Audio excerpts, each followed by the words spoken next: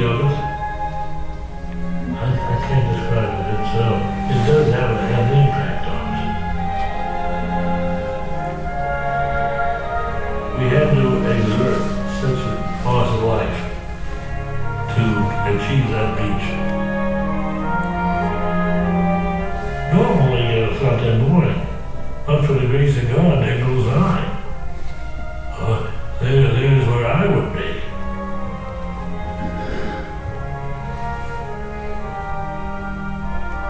The men shed their blood for France, for the world, but they shed it here on French soil. To me, their bodies should be here. And the cemetery is, I think, is a beautiful and peaceful place.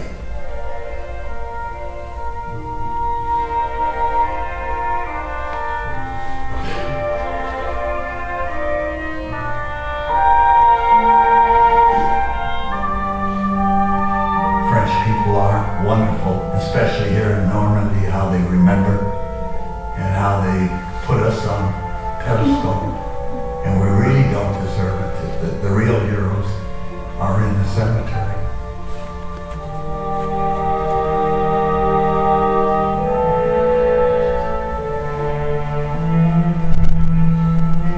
Dear Mrs. Carter, it is with regret that I am writing to confirm the recent telegram informing you of the death of your husband, Captain Elmer N. Carter, 0-1. I know the sorrow this message has brought you. It is my hope that in time, the knowledge of his heroic service to his country, even unto death, may be of sustaining comfort to you. I extend to you my deepest sympathy. At first she was very angry because she found out after he was killed that he volunteered to transfer from the hospital staff where he was initially assigned to an infantry division.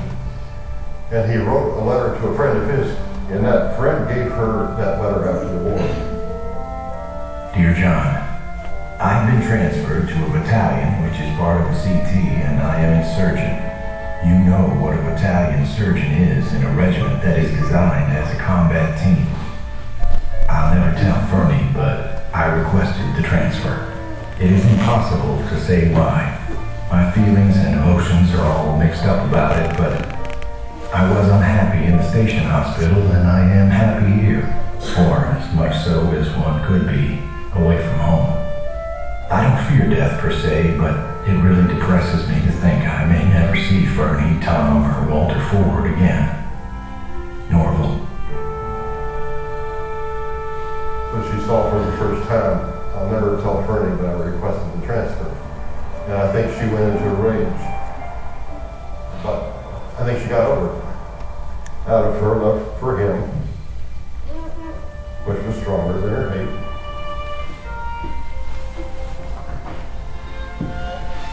And her love for his boys. Et il y avait un vétéran américain qui était là et qui me disait si vous aviez été là juste avant qu'on ne parte pour l'Europe, vous auriez vu, c'était plein de chars, de canons, de camions. Et quand il me disait ça, je le regardais et je me disais à cette époque-là, il avait 19 ans. Et il ne se rendait pas compte de ce qui l'attendait. Et donc je me disais, c'est comme si moi, à cet âge-là, on m'avait emmené comme ça à des milliers de kilomètres de chez moi pour aller aider des gens que je ne connaissais pas.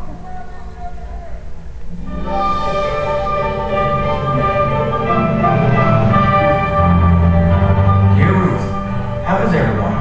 Fine, I hope. I'm making it swell. We get our wings on Saturday. It's one hell of a feeling when you jump from a plane. When you jump, the prop blast catches you and sends you whirling. Then your chute opens. Give you a big jerk. You come down real peaceful then to earth. You don't land so very hard. We've learned how to hit and take up a tumble to lessen the shock.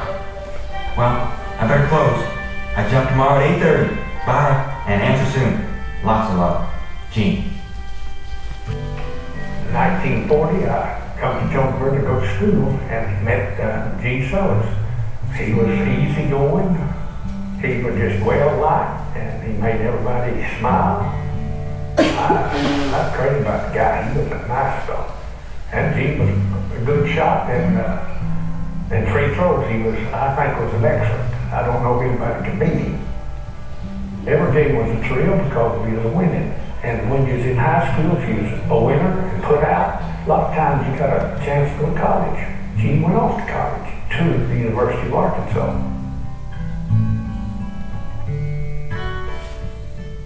When he quit school, he came home and he told us what he was going to do. Gene said he wanted to serve his country. He was in the National Guard, and the superintendent here had called Mom and Dad and told them that he could keep him from going, and Gene didn't want that. He wanted to go into paratroopers.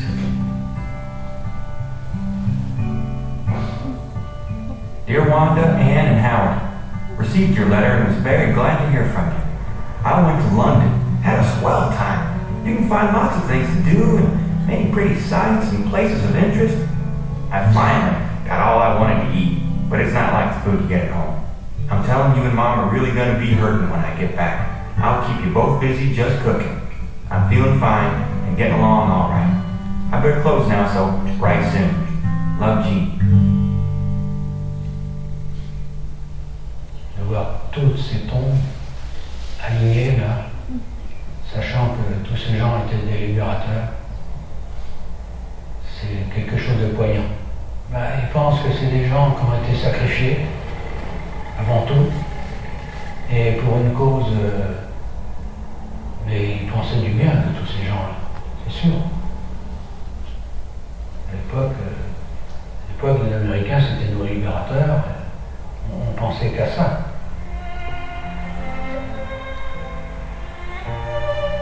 My father, he was born in Cass, West Virginia, and he went to Augusta Military Academy. And then, of course, West Point, he was kind of a dashing, good-looking guy that Mother fell for. And she was quite good-looking herself. My own sweet, wonderful sweetheart. Oh, I love you more than ever, honey. What a time. I was lucky. But I certainly have sore knees and elbows, a sore tummy from flopping in ditches and dodging bullets and artillery shells. Some experience.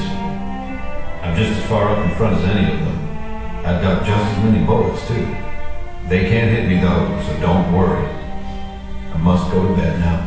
Oh, good night, my darling. I love you, Huey.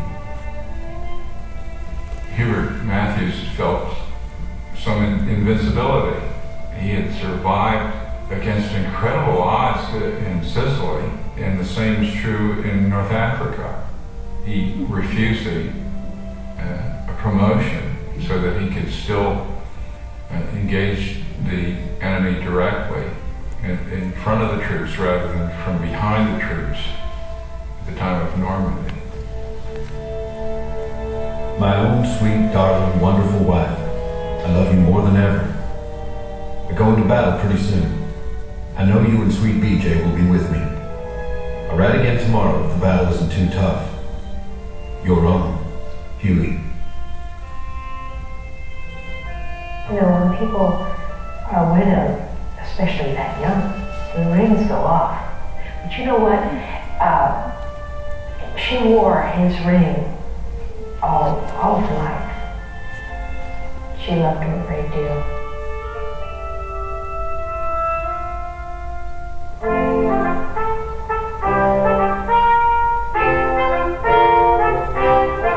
Dear Medrick, I've done a little traveling since the last time I saw you, and I'm now in merry old England and like it very much. This has really been a pleasure cruise so far, under slightly crowded conditions, of course. The most unusual part or thing I've noticed so far is the lack of noise. Walter. From stories that I heard as a child, I knew that Walter had been a P-38 pilot. I knew that he loved horseback riding. He had been grew up on a farm and did work with horses and also did precision horseback riding. And he loved not only what they could do for you, I farmer, he loved the feeling of the freedom of riding a massive animal and causing it to move in precise ways, like a P-38.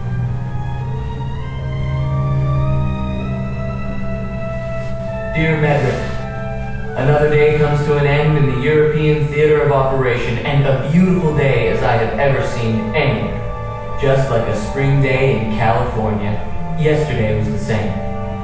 They are keeping us rather busy here lately. I guess you know why. We have a box seat for the big show, and it really is a big show. But then I suppose you'll be able to see as much of the theater without half the trouble. We had an uneventful but interesting sightseeing tour over the land of the super race. Every now and then, my neck finds itself turning both ways at once. Goodbye for now, your bro, Walt.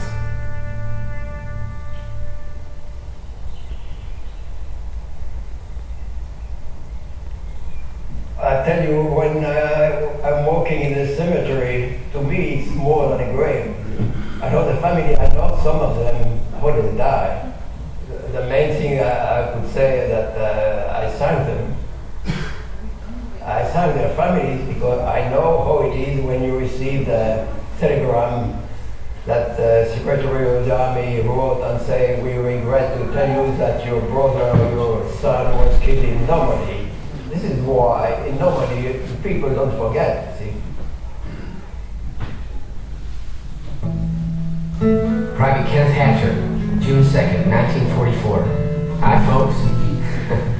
I thought this card would explain everything. I'm hoping to hear from you soon. Love, Ken. He was a fun-loving guy. He enjoyed a good joke.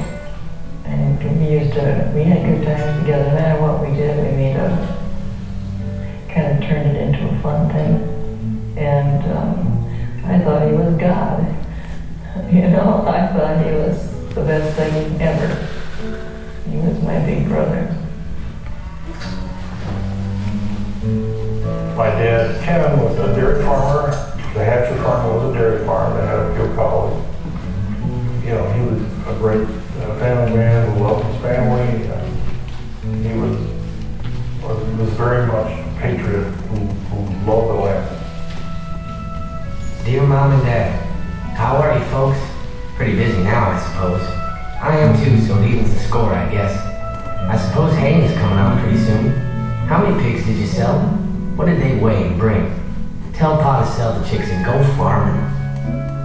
Have you seen Betty and the kids? Seems like a year since I saw them. Suppose it will be before I see them again, but I'll see them all again. I sure do miss them. I'll close with love. Right soon, Ken. Normandie and June must have been familiar to him. I think the hedgerows would have been familiar to him. Certainly the small field with the line fences.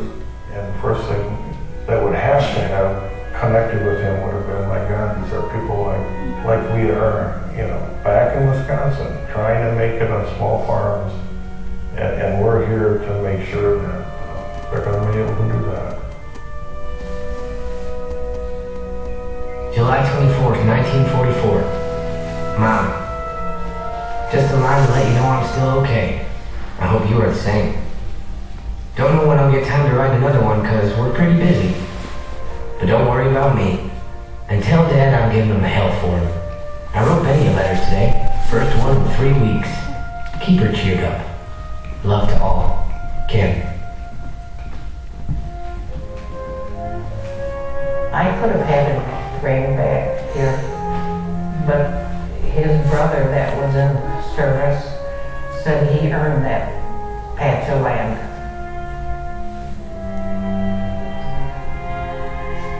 At least I knew he died for a reason. We had to know. We didn't, as a country, did not have the choice. Mais moi, c'est l'être humain en tant que tel qui motive l'intérêt que je porte, hein, parce que c'est quand même ça, quoi. C'est à chaque fois des vies humaines qui se perdent par milliers, Et que ces jeunes-là soient venus mourir comme ça à 6000 km de chez eux, ça m'a toujours fait quelque chose.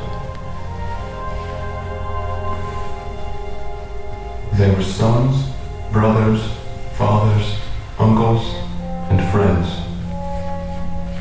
Nearly all of them left behind a void in the lives of those they knew. For them, time stopped on the day they were killed. They are forever young. To generations that have followed them and will follow them in the future, their graves are a living memorial to the past, to what Americans once did in a place so far from home. For what, ultimately, did they give their lives? Very simply, they gave their collective future to ensure ours. In the final analysis, there was, for them, nothing more valuable or more precious that they could ever give.